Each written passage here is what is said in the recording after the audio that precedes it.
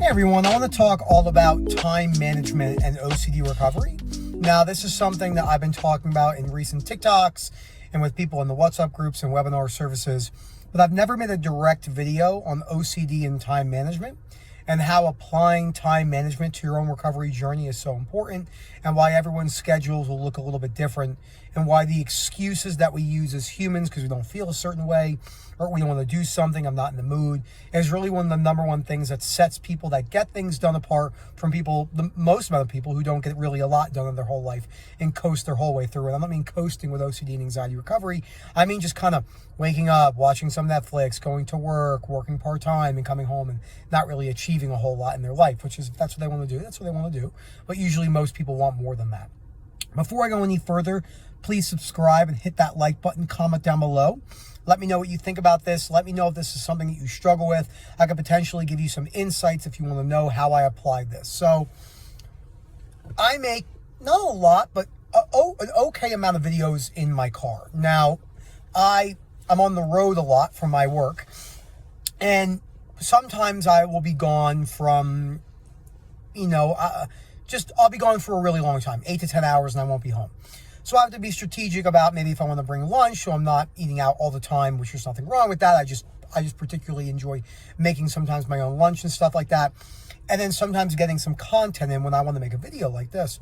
And like right now is a great example of, I was a little bit more tired than I normally might be, and I didn't really want to throw the camera on, but then I thought to myself how good this video might be to show the realities of throwing a camera on. Because what happens is a lot of people watch content on YouTube, whether it's about OCD or anxiety recovery, and they imagine that the person is always in the mood to make that content. But a lot of people don't talk about the realities of some content creator, whatever you want to call it.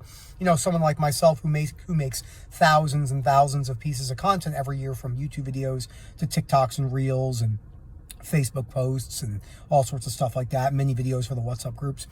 And so obviously, when you're making that much content, you're not always going to be in the mood to do it. And you have to remind yourself that what sets people apart, if you look at a group of people who've achieved a lot in their life, and then you look at a bunch of people who haven't achieved a lot of these people have the same exact problems, especially if you look at 100 people who have OCD recovery and maybe say 5 of them reach a long-term area of robust recovery. It's not because the other people can't do it. It's because the 5 people who have reached maybe a long-term robust recovery after 2, 3, 4, 5 years of working on OCD recovery day in, day out, they've put themselves in situations to do things when they don't want to do it. So I think the most important thing to realize is that when you say to yourself that I don't have time, the chances are you're probably being lazy in that behavior. Now, I know that can be really tough, and I'll talk to people and they'll say, oh, that's not nice and you can't say that. But the reality is, it's the hard truth of life. The hard truth of life is that most people are not good with time management, because time management is something that takes daily self-awareness, and you don't have to have good time management to accept yourselves. I'm just using this video to talk about, if you want to achieve stuff, how you can go about doing it. So let's say you're on the road a lot, and maybe you don't want to eat out on the road all the time, and you could think about maybe cooking a bunch of healthier meals in the weekend. That's one example, right? Not being too obsessive about it and having the balance with it, but it is a way.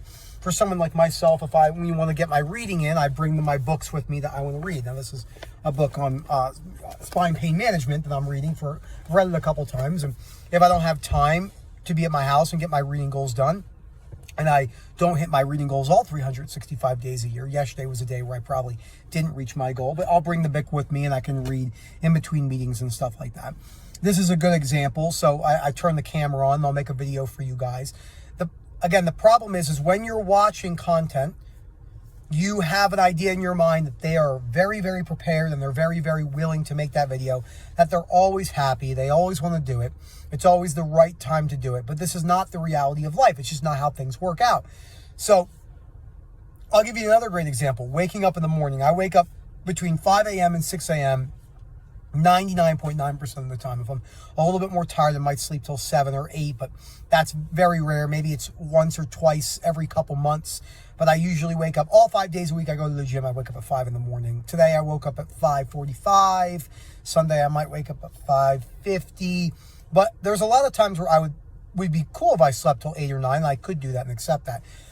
But because I have a lot of goals, I things I want to achieve from my work and my content and spending time with my wife and being intentional about that, I have to make a little bit more time and sacrifice certain things. And sacrifice is a word that a lot of OCD sufferers don't want to hear, because they're already so caught up in their OCD and anxiety suffering. They wallow in self-pity and they look for excuses to not want to do things, et cetera, et cetera. And those are the things that are really holding you back.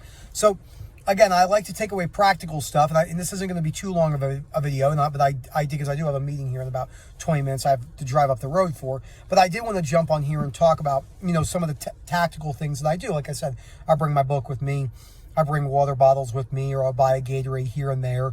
If I want to make content, I'll do that. If I want to listen to a podcast and stuff, there's certain topics I love to listen to every day, and I listen to that on my YouTube channels while I'm driving and stuff like that. And I like to achieve a lot of things like that. And again, I don't need to achieve any of those things to substantiate myself in a conditional self-acceptance way, but I do have goals. And if I want to reach a goal, I probably have to put some sort of a work in to reach that goal. So time management, again, is very important when it comes to OCD and anxiety recovery. The other thing I want to touch on in this video, which I think is very difficult for people to hear, OCD recovery is a lot harder than you think it is. It's not rocket science, as we always say, but it's much harder.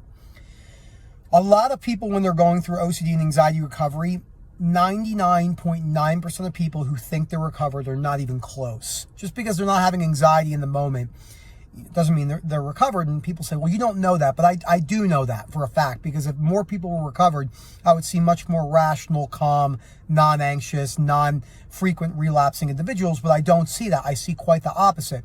So you have to ask yourself, if you have chronic OCD and you've been working on recovery for less than a year, the chances of you being truly recovered is so slim.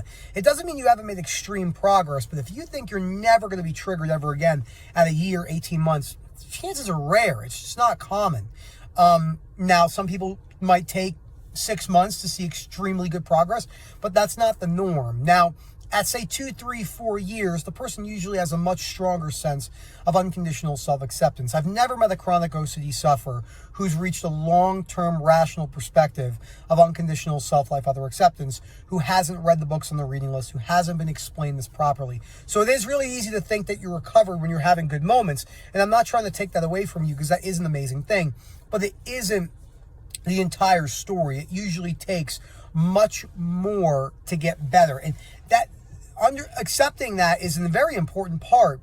A lot of people want to say to themselves, oh, recovery should be easier than that, but it's not. So allocating these type of things will give you a better shot of OCD and anxiety recovery.